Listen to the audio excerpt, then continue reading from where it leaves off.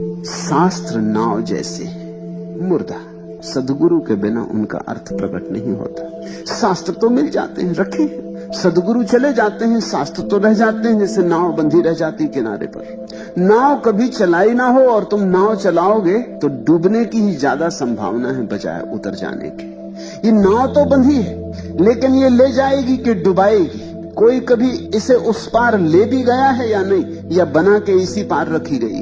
कोई इस नाव से कभी पार भी हुआ है? नाव तो जरूर बंधी है, लेकिन इस नाव को दूसरे पार का कोई अनुभव है? कहीं मझधार में धोखा न दे जाए, इसने कभी कोई यात्रा की है? तो नाव तो कभी भी मिल सकती है, नाव की तो कोई अड़चन नहीं है। पार उतरना कैसे होगा? कोई नक्शा पास नहीं, कोई मार्गदर्शक पास नहीं, कोई दिशा का बोध नहीं। कौन ले जाएगा? कौन साथ देगा? कौन सहारा देगा? शास्त्र अपने आप में किसी को भी ले जा नहीं सकता, न गीता, न कुरान, न वेद, क्योंकि वेद का तुम जो अर्थ करोगे वो भी तुम्हारा होगा। शास्त्र में सब रखा है, लेकिन कौन जताएगा, कौन दिखाएगा, कौन जगाएगा, कौन चेताएगा अर्थ को? आस्था कैसे आए शास्त्र पर? कोई समझाने वाला नहीं। नाव पर विश्वास नहीं आ सकता। कोई चाहिए जीवंत।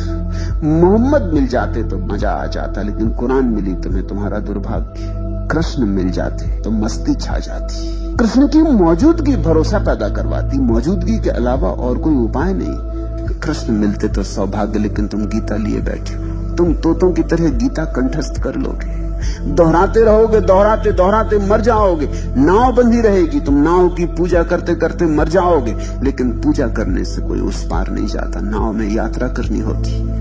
शास्त्र में कितना ही टटोलो, कागज और स्याही के अतिरिक्त कुछ मिलता नहीं, कोई हृदय की धड़कन नहीं। शास्त्र जिसने लिखा है उसने सच को जान के लिखा होगा कि कल्पनाओं का जाल रचा है। कैसे आवे विश्वास?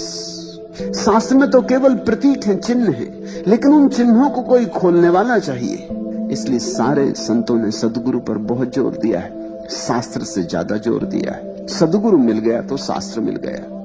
नाव ना भी हो तो भी अगर माझी मिल जाए तो कोई उपाय खोज लेगा तुम्हें नदी के पार ले जाने का, साथ कंधे पे बिठा के ले जाए। या हो सकता है तैरना सिखा दे तो तुम खुद ही तैर जाओ, या हो सकता है लक्कड़ को बांध के छोटी मोटी नाव बना ले।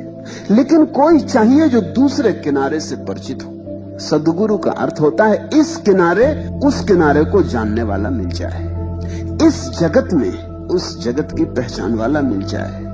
खड़ा तो हो तुम्हारे साथ तुम्हारे जैसा ही, लेकिन कुछ हो उसके भीतर जो तुम जैसा ना हो, जिसने जीवन की सारी गहराइयां देखी हो, पहचानी हो। कोई चाहिए।